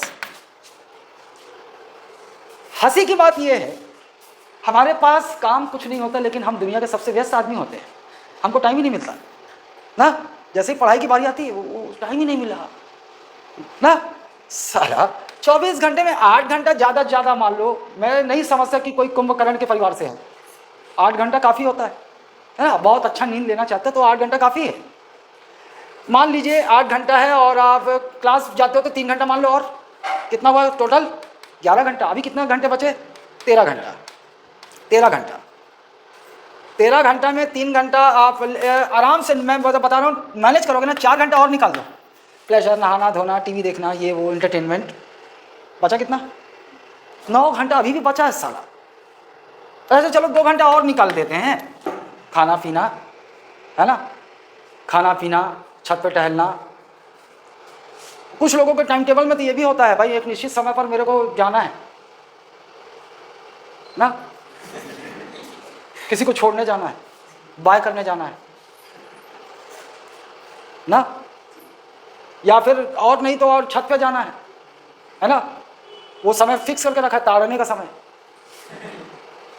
ये सब आवारापंथी नहीं चलेगी। ये क्या होता है, अगर ये सब, मैं जानता हूँ एक समय पर हम लोगों ने कुछ ना कुछ बदमाशियाँ जरूर की हैं या करते होंगे, लेकिन आप प्रतियोगी परीक्षा में आ रहे हो ना, तो ये सब, इसका स्कोप नहीं है आपके पास। आपको उन लोगों से अलग चलना है, आपका फोकस होना चाहिए पढ़ाई, है ना। सबका समय आएगा, कोई ना कोई आपके लिए भी पढ़ रहा होगा कहीं, कोई ना कोई आपके लिए होगी, कहीं ना कहीं होगी, निश्चित समय पर हो। अभी ये डिस्ट्रैक्शन नहीं होना चाहिए, ना तो मोबाइल फ़ोन का, ना तो स्मार्टफोन का, ना स्मार्ट गर्ल और स्मार्ट बॉय का। ये स्कोप आपके पास अभी नहीं है। अगर आप इसको रखना चाहते हो पास में विकल्प, तो सिर्फ आप टाइम पास करोगे, 4 साल 5 साल भी कब बीत जाएगा पता नहीं चलेगा, और अंत में आपको पता चलेगा ना तो स्मार्टफोन है आपके पास, ना तो वो स्मार्ट बॉय और स्मार्ट गर्ल है आपके पास ना। औकात रही नहीं कि स्मार्टफोन खरीद सके, और जो स्मार्ट बॉय और स्मार्ट गर्ल जिस पर आपको भरोसा था, वो बुकिंग तो आपने की थी, लेकिन रजिस्ट्री कहीं और हो गया। हाँ, यही होगा, यही सत्य है ना। तो बुलाती है मगर, बुलाता है मगर, हाँ, मैं पक्षपाती नहीं हूँ। ये दोनों कंधे से कंधा मिलाकर इस तरह का खेल खेल रहे हैं आजकल ना। प्रेम, मैं प्यार करती हूँ, वो प्यार करता है मुझसे, वो सिर्फ मेरा है। अगर तुम ये सब बातों, ये सब शब्दों का इस्तेमाल कर रहे हो, तो तुम अभी भ्रम में हो। इस दुनिया में कोई नहीं है तुम्हारा, तुम्हारे माँ बाप को छोड़कर। भाई बहन भी है ना, शादी हो जाने दो, शादी हो जाएगा ना। जैसे भाई का शादी हो गया, एक औरत आ गई, बहन की शादी हो गई, उसका पति आ गया ना, तो आपकी तो एक दूरी नज़र आने लगी। नहीं, आप लोगों को, बहुत लोगों का अनुभव नहीं होगा, लेकिन हो जाएगा, हो जाएगा ना, समय आएगा तो हो जाएगा। माँ बाप ही हैं एक, जो ये यहाँ पैदा किए थे, गोद में थे, वहाँ से लेकर तुम बूढ़े भी हो जाओगे ना, अगर वो तब भी बूढ़े हो गए, तभी ये बात जान लो कि कोई एक रिश्ता है जो हृदय से आपका भला चाहता है, या चाहता है कि आप सक्सेसफुल हो जाओ। वो अपने मृत्यु आँख, उनकी आंखें बंद हों इससे पहले उनकी एक इच्छा है कि मेरी लड़की, मेरा लड़का सिक्योर हो जाए, सेटल हो जाए। इसको अपने अंदर जिंदा रखना, ये आपको, आपके अंदर आग लगाए रखेगा, आग जो चाहिए इस दौरान, इस प्रोसेस के दौरान ना। क्या नहीं कर, समझ गए? अब मैं बता देता हूँ, आप दिन में अगर 5 घंटा भी ईमानदारी वाला समय निकाल लिया ना आपने, यूपीएससी, ये छोटे मोटे एग्जाम का साला सीजीपीएससी बीपीएससी फोड़ दोगे 2 साल 2.5 साल के समय में। अब तैयार हो जाओ। प्रॉब्लम कहाँ है? रेगुलरिटी, पढ़ाई में रेगुलर, इच्छा शक्ति की कमी, विल पावर। विल पावर, जो चाहते हो उसके लिए भिड़ो, जो चीज़ नहीं करना है उसको छोड़ो, प्रयास करो, होगा। अगर स्मार्टफोन नहीं छोड़ सकते, तो जो आपका पढ़ने का टाइम है उस समय स्मार्टफोन आपका स्विच ऑफ होना चाहिए या साइलेंट होना चाहिए, और आपके उस कमरे में होना ही नहीं चाहिए जहाँ पढ़ रहे हो आप। कितने लोग ऐसा करते हो मेरे को बताओ? पढ़ रहे होते तो भी स्मार्टफोन साला बगल में रहता है, रहता है कि नहीं रहता? नहीं, ये नहीं चलेगा, ये नहीं चलेगा। और 5 घंटा लगातार पढ़ने का प्रयास मत करो। दिन में आराम से आप सब 24 घंटे को तोड़ सकते हो। आपको सबको पता होगा, बोर्ड एग्जाम आप सबने दिया है, आपको पता होगा बोर्ड एग्जाम आता होगा 4 बजे को तक, बुल बुल बुल बुल 4 बजे उठ के शुरू हो जाते हो, है ना। रात को 1 बजे नींद नहीं आ रहा है, साला सोए हो तब भी चल रहा है, दिमाग में चल रहा था। आप सबको पता होगा कि आपका दिमाग पूरे 24 घंटे में कौन कौन समय बहुत अच्छा काम करता था। कितने लोगों को लगता है कि सुबह 4 बजे बहुत साला इतने डबल तेज चलता था माइंड? लगता है, महसूस हुआ है कभी? कितने लोगों को सुबह ये महसूस हुआ है? सुबह सुबह तुम बाकी लोग को क्यों देख रही थी? बाकी लोग हाथ उठाते कि नहीं उठाते? और रात में सबके सोने के बाद, हाँ, कोई दिक्कत नहीं। तुम सबको पता है 24 घंटे में तुमको पता है कि कौन सा समय तुम्हारा दिमाग एक्टिव रहता है, कर सकते हो। तोड़ दो, 2-2 घंटा सुबह का निकाल लो एक समय, 2 घंटा रात का निकाल लो, 1 घंटा बीच में कहीं निकाल लो, निकल जाएगा। लेकिन प्रॉब्लम मैं बताता हूँ आपको कि आप, जब हम स्कूल में थे, कॉलेज में थे, तो हमने ये काम किया जरूर है, लेकिन किया एग्जाम से 1.5-2 महीना पहले किया है ना। तब तो शायद 5-5, 6-6, 8-8 घंटे पढ़ा है। लेकिन प्रतियोगी परीक्षा में आपको सफल होना है तो आपको, अब मैं नहीं कहता दिन में 8 घंटा 10 घंटा चाहिए, मैं कहता हूँ 3 से 5 घंटा रेगुलर चाहिए, 3 से 5 घंटा, वो आपकी कैपेसिटी है। आप 6 घंटा कर सकते हो तो बहुत अच्छी बात है, थोड़ा जल्दी पहुँचोगे टारगेट के पास, लेकिन 3 घंटा मिनिमम। लेकिन अब आपको क्या बदलना है, ये रेगुलर चाहिए। क्या चाहिए? रेगुलर। वो नहीं परीक्षा आ गया 2 घंटा पहले बुलबुला रहे हो, नहीं, ये चाहिए क्या? रेगुलर। ये बदलाव आपको करना है। स्कूली जीवन से कॉलेज जीवन से क्या बदलाव करना है? ये बदलाव आपको करना है। लेकिन अगर किसी की आदत नहीं है तो एकदम से 3 से 5 घंटे की रूटीन बनाना संभव नहीं होता, क्योंकि आप सब ने, आप एक चीज़ को रिलेट कर लो अपने आप से। मुझे पता है भारत का हर एक स्टूडेंट अपने आप से रिलेट कर लेगा। जब हमारा बोर्ड एग्जाम आता था तो साला हम 3 महीना पहले से टाइम टेबल बनाना शुरू करते थे, 3 महीना पहले से है। दिन में इतने बजे ये सब्जेक्ट पढ़ना है, इतने घंटे 2 घंटे ये 2 घंटे ये 2 घंटे ये ऐसा पढ़ना है, इतने घंटे इतने दिन में ये सब्जेक्ट तैयार हो जाएगा, इतने दिन में ये, और उसके बाद मेरिट लिस्ट में मेरा नाम आ जाएगा ना। टारगेट बनाया हमने कितना, बहुत इजी टारगेट बनाया, 8 घंटे का बनाया, 1 महीना बीत गया। जो टारगेट बनाया था 25% भी नहीं किया, ज़्यादा देर सोचते रह गए, कल कर ले वो, परसों कर ले वो, शाम को कर ले वो, ऐसे करते करते फिर थोड़ा मामला गर्म हो गया, 2 महीना ही बचा है। फिर नया टाइम टेबल, ये स्क्रैप, नया टाइम टेबल, अब 8 घंटे का नहीं 10 घंटे का बनाया, अब जरूर फॉलो करना है। फिर पता चला साला 15 दिन बीत गया, 25% भी नहीं किया टारगेट का, नया, ये भी स्क्रैप, नया टाइम टेबल साला, नया टाइम, अभी 1.5 महीना बचा है, नया टाइम टेबल बना साला, ये 12-14 घंटे का बना दिया। फिर टारगेट जो सेट किया था 25% नहीं हुआ, अब 1 महीना बच गया है। अब 1 महीने का टाइम टेबल में तो साला मिनट का हिसाब था, नहीं मिनट का हिसाब था, मैं बता रहा हूँ। इस समय का टाइम टेबल में तुम्हारा 5 मिनट नहाना, 5 मिनट खाना, ऐसा मिनट का हिसाब था इसमें ना। और इसका कितना खतरनाक टाइम टेबल बना लिया, 16 घंटे का ना। परीक्षा आ गई साली, 50% सिलेबस भी नहीं हुआ ना। और हर बार जब हम टाइम टेबल बनाते थे एक नया उत्साह के साथ, ये कर लेंगे, हो जाएगा ना, ये नहीं चलेगा। 12th बोर्ड में, 10th बोर्ड में भी जो मेरिट में आते थे, जो टॉपर थे, जानते, वो ये नहीं करते थे, वो क्या करते थे पता है आप? 6 घंटा 5 घंटा पूरा साल भर पढ़ते थे, ये फिक्स था उनका टाइम टेबल। और यही करना है आपको। अब अगर पहली अवस्था में चूक गए तो कोई बात नहीं, लेकिन अब आपको सफल होना है तो ये करना होगा। तो पहली चीज़ क्या है? Regularity, continuity. अब कैसे फॉलो होगा? मंडे को क्लास किया आपने, आज ही खत्म कर लो भैया, आज ही। अब इसके लिए भी आपको सीने में पत्थर रखना पड़ सकता है। बर्थडे आ गया, शादी आ गया, इधर उधर छोटी बहुत सारी चीज़ें, टालो उसको, टालना सीखो आप। थोड़ा कष्ट होगा शुरू में, टालना सीखो आप। आज ही करना है मुझे सोने से पहले, थोड़ा सा, बहुत मुश्किल नहीं है ये काम, आज ही करना है सोने से पहले, बहुत मुश्किल है। एक टारगेट सेट करना है, बहुत ज़्यादा नहीं। मैं आपको उतनी ही रोटी दूंगा जो आप आराम से पचा सकते हो, आराम से हो जाएगा। ऐसा नहीं है कि मैं आपको साला आपकी, मुझे पता है कि एक सामान्य स्टूडेंट है जिसकी कैपेसिटी है डेली की 4 रोटी खा के पचाने की, लेकिन मैं आपको खाने के लिए टारगेट दे दूँ 10 रोटी का, तो तब तो आपकी तबीयत खराब हो जाएगी। मैं आपको उतनी ही रोटी, उतना ही पार्ट दूंगा रोज जो आप आराम से कर सकते हैं। आपने क्या है, आपको एक टाइम फिक्स करना होगा कि इस टाइम में मुझे पढ़ना ही है। टारगेट आज मुझे सोने से पहले पूरा करना। केवल छोटी सी बात मैं अपने हर एक स्टूडेंट से चाहता हूँ, आज का काम आज सोने से पहले, तो रात में आंखें बंद करने से पहले रिवीजन, दिन भर का जो काम किया ना रिवीजन करो ना। मंथन जानते हो, मंथन करना, वो करो। मैं ट्यूसडे आ गए, ट्यूसडे का काम हो गया, क्लास हो गया। ये जो कल मंडे को किया था 10 मिनट रिवीजन, 10 मिनट मंडे को किया था ना, कल आपने किया था, 10 मिनट रिवाइज करो। नया टारगेट ट्यूसडे का कर डालो, आज के आज, रात में सोने से पहले ट्यूसडे का रिवीजन, सोने से पहले।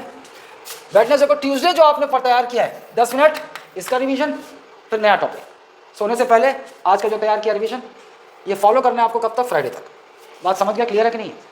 फ्राइडे तक फॉलो करना। शनिवार को पूरा, मंडे से लेकर फ्राइडे का चीज़, इस दिन मैं चाहता हूं कि भले दिन भर भिड़े रहो, 8 घंटा लगे 10 घंटा लगे, इस दिन मिनिमम आप 3 घंटा निकालिए, 3 से 5 घंटा आपकी, 3 घंटे से ऊपर आपका मर्जी, आप अच्छी बात है ना। लेकिन इस दिन आप कुछ मत करो। अगर आपने ईमानदारी से ये किया है ना, तो मैं आपको बता देता हूँ 6-7 घंटा लगेगा। शनिवार को छुट्टी रहती है, इस दिन ये पूरा आपको तैयार करना है, और संडे को आपको अपना बेस्ट परफॉर्म करना है। कैसे? यही आपको साल भर करना है। साल भर ऐसा कर लो, आपको साल भर के बाद एहसास होगा, भले आप अपने आप को कमज़ोर मानते हो, सामान्य मानते हो, आपको एहसास हो जाएगा आपको नीच भगवान है। हाँ, तुमको पता ही नहीं चलेगा कि तुम क्या थे, कहाँ से कहाँ पहुँच गए। जो दुनिया तुमको गधा बोलती थी, कमज़ोर बोलती थी, वो बोलेगी साला तो इतना ब्रिलियंट कैसे हो गया। कुछ नहीं करना है ब्रिलियंट बनने के लिए, यही तो करना है, थोड़ा सा है, यही करना है आपको, और कुछ नहीं करना है ना। आपके पक्ष में है वो जो लाखों लोग फेल होते हैं, वो ये नहीं करते। वो जो कुछ लोग सेलेक्ट होते हैं ना, कुछ लोग ये करते हैं रेगुलर। और कभी अपने ऊपर डाउट मत करना। स्टूडेंट की सबसे बड़ी प्रॉब्लम है कि स्टूडेंट अपने ऊपर डाउट करते हैं, शंका करते हैं, मैं कमज़ोर हूँ, मैं गधा हूँ। ऐसा कुछ नहीं है। आपको पढ़ने का शायद सही तरीका नहीं मालूम, या आप रेगुलर नहीं पढ़ते हो, या रिवीजन का सही तरीका नहीं मालूम, कोई बात नहीं, अभी तक नहीं मालूम है तो आप सीख लेंगे। लेकिन भाई अगर आपके अंदर वो इच्छा शक्ति नहीं है, आप जो रिक्वायर्ड चीज़ें हैं यदि आप वो नहीं कर रहे हो तो कैसे होगा, तब तो नहीं हो सकता है ना। और कोई टीचर बोले कि मैं जो है अब मेरे सुपर 30, मैं सबको सेलेक्ट हो जाता हूँ, मैं ग्रेट टीचर हूँ, तो वो भी भ्रम है आपका। सुपर 30 आपने सुना होगा ना, आनंद, मिस्टर आनंद कुमार, सुना है आपने? नहीं सुना। आपको क्या लगता है सुपर 30 मतलब 30 लोगों को वो लेते थे, 30 को पढ़ाते थे और सब IIT हो जाते थे, ये कंसेप्ट था क्या? मैं एक एग्ज़ाम लूँगा जो एग्ज़ाम का स्टैंडर्ड बहुत टफ होगा। मैं सारे सरकारी स्कूलों में उन बच्चों को आमंत्रित करूँगा, और मुझे ये पता है कि इस एग्ज़ाम में 70% जैसे लाल ये बहुत ब्रिलियंट है, वो ऐसे 30 बच्चों को मैं चुन लूँगा, क्रीम बच्चों को चुन लूँगा, उनको मैं IIT के लिए पढ़ाऊँगा। तो उनमें नहीं होंगे तो किन में होंगे? मैं दे दूँ 30 बच्चे उनको इंडिया से छाँट के, जिनका 12वीं में 40% 45% हो गणित में, दिखाएं मेरे को, सब तब सेलेक्ट करवा के दिखाएं। जो आपको दिखाया जाता है वो सच नहीं है ना। आपको इस कलयुग में जो जितनी भी चीज़ें दिखाई जा रही है, जो कैमरे के सामने ड्रामा किया जा रहा है, आप ये मान के चले कि 90% वो झूठ है या आपसे सच छिपाया जा रहा है। सच समझना सीखो। ये बहुत मुश्किल है बहुत, क्योंकि आप लोग इस उम्र में हो कि आपको अभी दुनियादारी का उतना ज्ञान नहीं है ना। लेकिन अपने माता पिता से आप कभी पूछने की कोशिश कीजिएगा, अपने जो बड़े बुजुर्ग 35 साल 40 साल जिनको अनुभव है, उनसे पूछिएगा सर कितना सच है इस दुनिया में, क्या क्या चल रहा है, तो आपको वो खुद बोलेंगे कि 90% बेटा छल और झूठ है। तो आप कैसे मान लेते हो? जो कोई आता है यूट्यूब में रील में आपको जो सामने बोलता है, या कोई नेता आता है सेवा करने का अवसर दीजिए, मैं आपका सेवा करना चाहता हूँ, आप उसको सच मान लेते हो? 90% सवाल कर सबसे पहले आपके मन में आना चाहिए, वो व्यक्ति सच बोल रहा है कि नहीं, जांच करो, पता लग जाएगा। लेकिन आपके मन में ये आए तब तो कि वो झूठ है कि सच। जो सामने दिख रहा है आप उसको सच मान रहे हो, तो फिर आप बहुत, या तो बहुत भोले हो। देखो दो ही चीज़ें हो सकती हैं, आप बहुत ज़्यादा भोले हो, आप विश्वास करना चाहते हो सब पर, या फिर आप बहुत ही ज़्यादा मूर्ख हो, बहुत ही ज़्यादा मूर्ख ना। और आपको मैं बता दूं, इस दुनिया में 90% मूर्ख होते हैं। मूर्ख भेड़ ना, चालाक और कुटिल लोग उन भेड़ों को अपने हिसाब से चलाते हैं। अगर आप वो भेड़ हो तो आप शायद आपको आपकी योग्यता अभी विकसित करनी होगी। आपको 10% जिनमें तार्किकता है। हम जानवरों से अलग क्यों हैं? क्यों हमें जानवरों से अलग माना जाता है? वो 4 पाँव वाले, हम 2 पाँव वाले, क्योंकि हमें हमारे दिमाग में क्या है? रीजनिंग, तार्किकता है।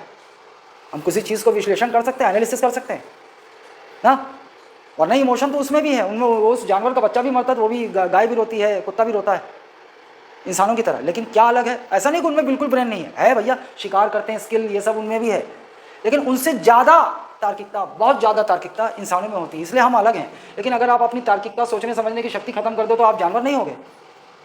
तो उन जानवरों से हम अलग किस लिए हैं? अपनी तार्किकता की वजह से। तो तार्किकता का इस्तेमाल करो, सोचो, और ना भीड़ में शामिल हो जाओ जानवरों के, भेड़ चाल। समझ गए? ये है आपका तरीका होगा। और जो आप, जैसे तुम लोग लेट आए हो तो वीडियो देख लेना, समझ जाओगे शुरुआत का बहुत ज़्यादा। बस यही हो गया मूल मंत्र। अब बताओ सवाल है क्या कोई? अच्छा, अब बैच समझ। तो मैं आपको एक और बात बता देता हूँ जो सबको जानना जरूरी है। किसका चयन होता है? चयन उसका होता है सिंगल टियर एग्जाम के लिए जो कम से कम, बता देता हूँ, 1 से 1.5 साल, कम से कम की बात कर रहा हूँ, 1 से 1.5 साल तैयारी करता है सिंगल टियर एग्जाम। कोई भी एग्जाम हो, SSC GD हो, ग्रुप डी हो, कोई भी एग्जाम हो, CG व्यापम हो, सिंगल टियर, या CGPSC प्रीलिम्स हो।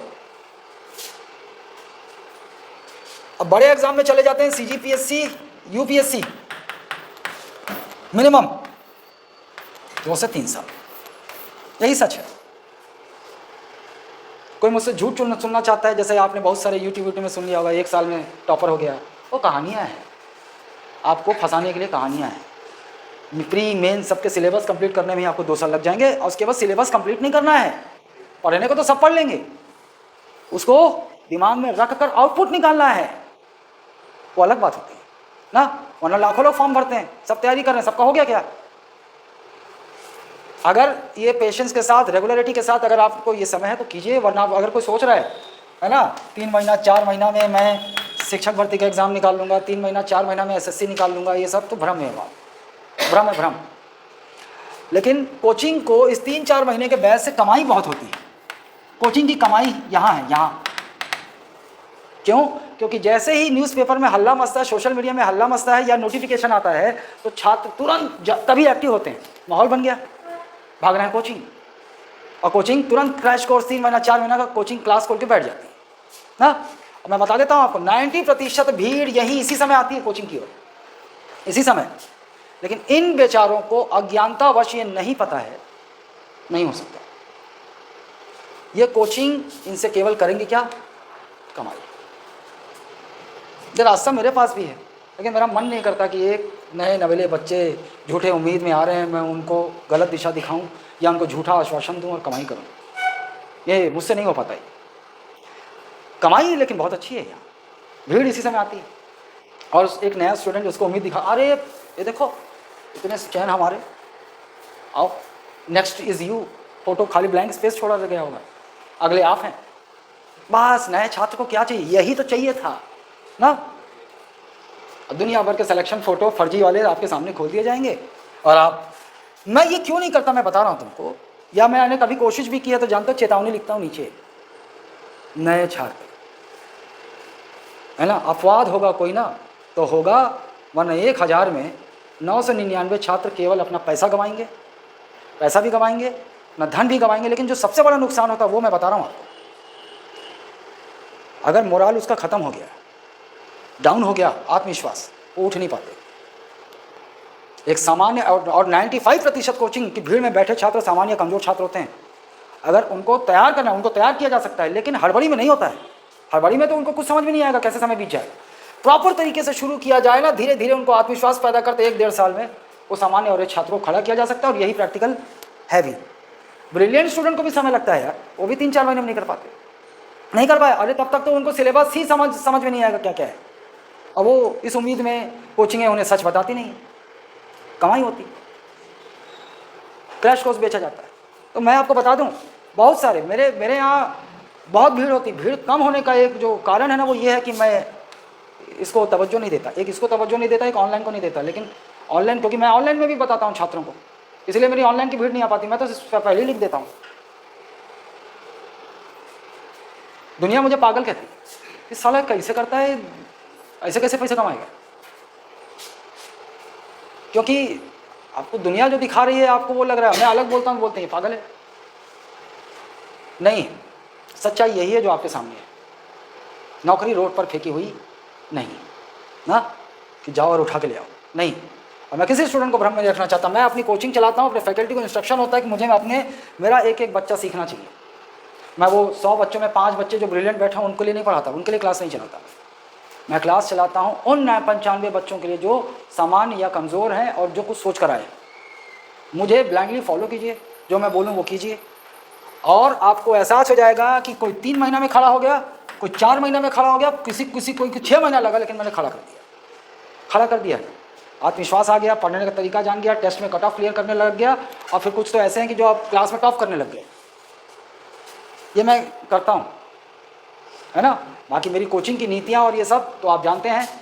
बैच 20, आज कितना है, आज 18, 19, 20 तारीख से, है ना, 20 तारीख से लगेगी। परसों से फ्रेशर बैच ही लगेगी। आपको विश्वास रखना होगा ना, फ्रेशर बैच ही लगेगी। लेकिन वो बैच, अच्छा अब बच्चे देखो एक समय में एक नहीं आते, वो मेरी जवाबदारी है। आप आइए 3 दिन इत्मीनान से बैठिए। और ये भी बता देता हूँ, 3 दिन में आप किसी को नहीं जान सकते ना, ये जान जाओगे 3 दिन। लेकिन एक व्यवस्था है, मैं ये जानता हूँ कि 3 दिन में अगर ड्रामा किया जाए तो छात्र कुछ नहीं जान पाएगा। 3 दिन में मैं अच्छे से ड्रामा करूँगा तो आपको फांस लूँगा मैं ना। 3 दिन में ड्रामा करके फांस लूँगा, चौथे दिन फीस ले लूँगा। लेकिन पता चला 1 महीने बाद आपको सच्चाई का पता चला तो आप गरिया रहे हो पीछे, लेकिन फंस गए हो। आपसे साइन करा लिए, फीस रिफंड नहीं होगी। इसीलिए मेरी कोचिंग की नीतियाँ ऐसी हैं कि कोचिंग जितने जितने हथकंडे स्टूडेंट को ठगने का अपनाती हैं उसके विपरीत चलता हूँ। जो एसएससी हो वहाँ 1 महीने का समय रखता हूँ, 1 महीना। पीएससी जैसे कि वहाँ कितने महीने का समय रखता हूँ, 2 महीना। किसी भी प्रकार से आप असंतुष्ट हो तो आप कोचिंग का त्याग कर सकते हो, 2 महीने की फीस आपकी काटी जाएगी और आपको फीस लौटा दिया जाएगा। ये नीति है, पॉलिसी है मेरी, ये कोई स्कीम नहीं है, ये पॉलिसी है मेरी। जब से मैंने कोचिंग खोली है तब से मैं कर रहा हूँ। क्योंकि जानते हो क्यों ऐसा कर रहा हूँ? क्योंकि सास भी कभी बहू थी, तुम्हारी तरह मैं भी कभी स्टूडेंट था और मैं जानता हूँ कि कोचिंगों ने क्या क्या किया है। हाँ, मैं दिल्ली गया था, दिल्ली से किया मैंने, लेकिन बता दूँ बड़े बड़े जो नाम दिखते हैं आपको, नाम बड़े और दर्शन छोटे, आपको जो बताया जाता है, जो दिखाया जाता है वो होता नहीं है वहाँ। और फीस भारी भारी फीस ना। तो जब मेरा यूपीएससी का टर्न खत्म हुआ, मैं यहाँ आया ना, तो मैं जानता था कि जिस तरह से दिल्ली में ठगा जाता है स्टूडेंट को, कोचिंग में वो व्यवस्था नहीं होनी चाहिए। मैंने ये अपनी नीतियाँ बनाई, ये नीतियाँ बनाई कि स्टूडेंट, तो 2 कारण है, एक वही 3 दिन में आप पहचान नहीं सकते ना। दूसरा कारण ये है कि बहुत सारे बच्चे निर्णय लेते हैं वही गलत फील्ड, मुझे सोच लिया यूट्यूब में या पापा ने बोल दिया एसएससी करना है, ये वो 2 महीना 1 महीना काफ़ी है उनको ये जानने के लिए कि मैंने सही फील्ड चुना है कि नहीं चुना है ना। और फिर मान लो किसी ने बोल दिया था तो मोर सहेली कर रहे थे सीजीपीएससी मऊ कर ली, वो भी आ गई, लेकिन पता चला कि उसको उससे हो ही नहीं रहा है जो रिक्वायर्ड है पढ़ाई, और उससे हो नहीं हो रहा है। तो भाई काहे को तुम व्यर्थ में पैसा बर्बाद कर रहे हो? बता दो। एक ही शर्त होती है इस अवधि के दौरान, छात्र उस दौरान 90% क्लास में अटेंडेंस रहा हो। भाई छुट्टी में साला सप्ताह में 2 दिन आता है, 3 दिन नहीं आता, उसको भगवान नहीं सिखा सकता, मैं क्या सिखाऊंगा? 90% अटेंडेंस हो और इस दौरान जितने भी टेस्ट होते हैं उसमें 90% अटेंडेंस, केवल यही शर्त होती है मेरे यहाँ। मतलब जो आ रहा है, अब उसके बाद अगर मैं उसको सफल नहीं हो पा रहा हूँ, उसे आगे बढ़ाने में, सिखाने में, या फिर वो छात्र अपनी ओर से नहीं कर पा रहा है, उसको ऐसा लगता है, तो वो अपनी फीस लेकर कोचिंग का त्याग कर दे, कुछ और करे, क्यों फंसा रहेगा? भारतवर्ष में ये भी नीति कोई नहीं अपनाता। चयन फोटो मैं क्लास में करता हुआ प्रमाणित देता हूँ और ये नीति भी कोई नहीं अपनाता। कोई हो जितनी बड़ी बड़ी बात करने वाला हो, ये नहीं अपना। ये सब मेरे स्टूडेंट मेरे लिए, देखो बिना पैसे के तो नहीं चला जा सकता ये कोचिंग, ये वो बिना पैसे के लिए। और शायद मैं कोचिंग मैंने चला रहा हूँ उसका मकसद भी पैसा ही है। बस मुझ में अंतर ये है कि मैं पैसे के लिए कुछ भी करूं, ये मुझसे नहीं होता। मैं अपने नैतिक सिद्धांतों पर चलने वाला आदमी हूं। नैतिकता से धन अर्जन करना चाहता हूं, क्योंकि बिना पैसे, मुझे पता है बिना पैसे के ना आप चल पाएंगे ना मैं चल पाऊंगा इस दुनिया में। इस बात को सीधा सीधा और स्पष्ट कहता हूं। वो डायलॉग मारना नहीं आता मेरे को कि मैं पूरे भारत को शिक्षित करना चाहता हूं, मेरे पास भले पैसा ना बचे लेकिन मैं पूरे भारत में फीस सस्ती कर दूंगा। और असलियत यह है कि साल का 200-300 करोड़ कमा रहा है वो, ठग कर, स्टूडेंट को सपना दिखाकर कमा रहा है ना। कोई सवाल? कोई सवाल नहीं है? समझ दो। अच्छा, एक और बात, कुछ स्टूडेंट के साथ क्या हुआ, मान लीजिए किसी भी कारणवश से पहले तैयारी की, कहीं गए, वो भीड़ देख के गए होंगे। मैं बता रहा हूँ आपको, बहुत सारे स्टूडेंट मेरे पास आते हैं, बिलासपुर तक गए हैं, वही भीड़ देख के, बहुत प्रचार, सिलेक्शन फ़ोटो देख के। साल भर वहाँ गए, 35-40 हज़ार कोचिंग में दी, उसके बाद रहे, उसका खर्च 70-80 हज़ार साल का खर्च, हासिल कुछ नहीं हुआ। फिर आए मेरे पास, आए तो बोले सर ऐसा ऐसा हुआ है, मैं तो वहाँ भीड़ है ना, कुकुर की तरह बैठे होते थे, भीड़ कुछ समझ में आता नहीं था, किसी ने ध्यान दिया नहीं, आ गए ऐसे मुँह उठा के, साल भर बर्बाद हो गया। सर करना है तो मैंने कहा आपको समय आपने चाहे जैसे बर्बाद किया हो, लेकिन आप यहाँ बैठोगे तो आप ये मान के चलो इतना समय लगेगा, और माइंड ज़ीरो करके बैठना, नए सिरे से समझ जाओ, मैं तुम्हें पढ़ा रहा हूँ, करा रहा हूँ। हड़बड़ी मत करना। कुछ लोगों की उम्र हो जाती है ना, या आधा अधूरा तैयारी करते रह गए, 5 साल 6 साल बीत गया, तो क्या होता है, वो सोचते 3 महीना में अब कोई नई वैकेंसी आई, नई रिक्वायरमेंट है, 3 महीना में हो जाए सर, नहीं होगा। अगर आपसे 5-6 साल यदि आपसे बीत चुका है या आपको ब्रेक लग गया है ना, तो आप ये मान के चलो, हड़बड़ी मत करो कि उम्र ज़्यादा हो गई है, समय ज़्यादा हो गया है। कायदे से सोचकर फिर से समय, है ना, ऐसा मान के तैयारी शुरू करो जैसे बच्चे हो। अभी शुरू करो, 19-20 साल, ताज़ा खून है ना, ताज़ा खून है, एकदम लगना है, ऐसा करो। नहीं तो आधे अधूरे, अगर इतने लंबे समय से आप हो तो हमेशा आधे अधूरे रह जाओगे। तैयारी आप समय दो पूरा एकदम, उसके बाद साला ऐसा हाथ ऊपर करके बैठो एग्जाम में, वो अलग कॉन्फिडेंस के साथ बैठो, आज साले फोड़ता हूँ तेरे को, इस तरह का अप्रोच होना चाहिए। ये नहीं कि एग्जाम है और एग्जाम में आप गए हो तुक्का लगाने, अक्कड़ बक्कड़ बम्बे वो कर रहे हो, वो ऐसे नहीं होगा तैयारी। ठीक, बहुत देर झेला दिया। कोई सवाल है? कोई सवाल है क्या? शिक्षक भर्ती एक बहुत पॉपुलर विषय है, रहा है अभी ना, और एक एसआई की भर्ती, एक एसआई, ये तो मेरे को लगता है ये नहीं, ठगे जाने के लिए, इसके छात्र ठगे जाने के लिए सरकार के लिए। और आपको ये भी बता देता हूँ, ये 5000 शिक्षक भर्ती का अफवाह उड़ाया कौन है? कोचिंग वाले, ये तो उड़ा ही रहे हैं साल भर से। पहले 37,000 शिक्षक भर्ती उड़ाया, बैच शुरू कर दिया, फिर सरकार ने गच्चा दे दिया 5,000 कर दिया, फिर उड़ाया, फिर बैच शुरू कर दिया। फिर अभी कुछ हुआ है क्या इस दौरान 8-10 दिनों में? व्यापम में कुछ आया है क्या? नहीं आया ना। तुमको बता दूं, कोचिंगों ने उड़ाना शुरू किया है। बहुत नीच हैं इस पेशे के लोग। ये नई बात नहीं है, नए छात्रों को तो पता नहीं है। सीएमओ उड़ा देंगे अफवाह उड़ा देंगे, निकलने वाला है, स्टूडेंट भागेंगे कोचिंग, प्रवेश लें, कमाई हो। पता चल रहा है सीएमओ का एग्जाम 5 साल बाद हो रहा है। आज 6-7 बैच चला डाली ना, हुआ है ये। शिक्षक भर्ती की हवा उड़ाते उड़ाते 5-6 बैच निकाल दी, जिन्हें आज नहीं तो कल आएगा, ये तो तय है। लेकिन मैं कोई ऐसा दावा नहीं करता। मैं ये जानता हूं कि जो सिलेक्शन उसी का होगा नोटिफिकेशन निकलने से पहले जो तैयार होगा। नोटिफिकेशन निकलने के बाद 1.5 महीना, 2 महीना या 3 महीना अधिकतम समय मिलता है। उस समय स्टूडेंट का केवल रिवीजन बचा, रिवीजन तैयार हो चुका है, तैयारी कर चुका है, रिवीजन बचाओ, वो स्टूडेंट सिलेक्शन पाएगा, वो स्टूडेंट सिलेक्शन पाएगा। और एक और चीज़ लिख लो आप, 12th बेस का व्यापम का एग्जाम हो, चाहे कोई एग्जाम हो छोटा मोटा से, अब तो सरकार बदलने के बाद एग्जाम का पैटर्न, एग्जाम का प्रश्नों का स्तर ऐसा हो चुका है कि आप साल भर से पहले तो तैयारी नहीं हो सकते, सिलेबस ही आप उस तरीके से नहीं कर पाओगे। 1 लाइनर के भरोसे सिलेक्शन पाने वाले भूल जाओ, कायदे से तैयारी करनी पड़ेगी। और 12th बेस व्यापम है तो भी आपको CGPSC के स्तर से आपने तैयारी नहीं की तो आपका चयन संभव नहीं है। चाहे शिक्षक भर्ती हो, चाहे एसआई की भर्ती हो, चाहे कोई एग्जाम जो अभी हुआ हो, एडीओ कोई भी एग्जाम। हालांकि अभी जो परिचारक का एग्जाम हुआ था उसमें जीएस बहुत इजी पूछा था, क्योंकि वो सिलेक्शन का क्राइटेरिया नहीं था। सिलेक्शन का क्राइटेरिया उसमें साइंस का 60 क्वेश्चन था, इसलिए वहाँ इजी पूछा था, वो तो लड्डू पूछा था। लेकिन कोई एग्जाम उठा लो आप, CG टेट, आपका हॉस्टल वार्डन, सब एग्जाम उठा लो, प्रश्नों के पूछने का जो स्तर है वो कूट वाले हो गए। JKL, पहले 1 लाइन भारत की राजधानी क्या है, ABCD, ऐसा क्वेश्चन आता था। अब ऐसा नहीं आता है ना। अब ऐसा आता है कि भैया फलाना ये इसमें क्या है, केवल JK, केवल JKL, और ऐसे प्रश्नों, कथन कारण वाले प्रश्न, ऐसे प्रश्नों के लिए गहन अध्ययन की आवश्यकता होती है। चुन चुन के 1 लाइनर पढ़ने से नहीं होता। आप ये मान के चलो, आप तो व्यापम और CGPSC के प्री में कोई क्राइटेरिया नहीं है। आपको अगर व्यापम की भी तैयारी करनी है तो आपको CGPSC प्री के स्टैंडर्ड से ही पढ़ना होगा। लिख लो, वरना दुनिया मोह माया है, बाकी सब भ्रम ना। ठीक।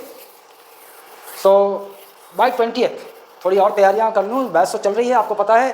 धीरज के साथ, लेकिन 3 दिन बैठिएगा, मैं बता रहा हूँ, धीरज के साथ। एक दिन आकर क्या होता है कि टॉपिक चलता रहता है, ये चक्र, और ये भी बता देता हूँ, साइकिल होता है ये। कोई भी बैच जो अवधि है, यहाँ से चल शुरू हुआ है तो यहाँ खत्म होगा कोई विषय, यहाँ से फिर नया साइकिल शुरू हो जाएगा, घूम फिर के ये विषय 0 से शुरू होकर खत्म होगा। ऐसे ही होता है ना। क्योंकि एक डेट पर सारे बच्चे नहीं आते, और कोई आपको कोचिंग बोलता है ना यार नया बैच शुरू करा था, तो वो होता ही नहीं। असल में क्या करेगा, नए बच्चे जो आए 10 दिन अलग से क्लास लगाएगा, जादू दिखाएगा, फीस ले लेगा, थोड़े से धीरे से आपको दूसरे बैच में अटैच कर देगा, फीस तो दे दी आप। लेकिन मैं ऐसा कोई चालाकी नहीं करता, और बल्कि मैं इसलिए भी रनिंग बैच में बुलाता हूँ छात्रों को, आप आइए, क्योंकि आप वास्तविक क्लास का मूल्यांकन तभी कर पाओगे।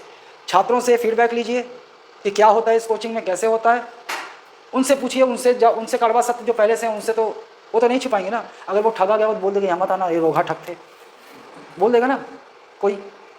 मैं ये नहीं बोलता कि मैं पूर्ण हूँ, लेकिन मैं ईमानदार ज़रूर हूँ, सत्यवादी हूँ, कर्तव्यनिष्ठ हूँ। कमजोरियाँ मुझ में हो सकती हैं बहुत सारी ना, बहुत सारी हो सकती हैं। I may be a smoker, I may be a black, मैं करिया हूँ, या फिर ऐसा बोलो कि मेरा चेहरा विलेन की तरह दिखता है ना। लेकिन मैं अपने जीवन में हीरो रहा हूँ, अपने कर्मों से हीरो रहा हूँ, और हीरो ही रहना चाहता हूँ। मैं चाहता हूँ कि जो स्टूडेंट, फिर भी मैं सबको तो संतुष्ट नहीं कर सकता, लेकिन मैं आपको बता दूं, जिसने मुझ पर विश्वास किया, जिसने मैंने जैसा कहा है वैसा किया है, बहुत सारे होंगे मेरे ही स्टूडेंट जो कहते होंगे हमारा तो कुछ नहीं हो पाया। हो सकता है मुझ में कमी हो, मैं उसको उस तरह से पकड़ ना पाया हूँ, लेकिन शायद उसने अपनी कमी नहीं देखी कि जो मैंने कहा क्या इसने ईमानदारी से किया। जिस चीज़ से मैंने मना किया, बॉयफ्रेंड गर्लफ्रेंड बुलाती है मगर जाना नहीं, लेकिन गया। लेकिन ऐसा अक्सर होता है कि लोग अपने अंदर नहीं झाँक पाते। ऐसा हो सकता है, मेरे साथ भी हो सकता है कि कई बार मैं शायद वो उन गलतियों के लिए जो मुझसे हुई हों मैंने अपने अंदर ना झाँका हो, लेकिन होशो आवाज़ में मैं प्रयास करता हूँ कि मैं कभी किसी को भ्रम में ना रखूँ, और इस कोचिंग को जूते चप्पल का घटिया धंधे का दुकान ना बनाऊँ। हमेशा मेरा प्रयास ऐसा रहा है ना। So this is all for today. Anything else, any question? ना, ठीक है। तो रेस्ट तो आपको इन्फॉर्मेशन मिल जाएगा। This is all for today.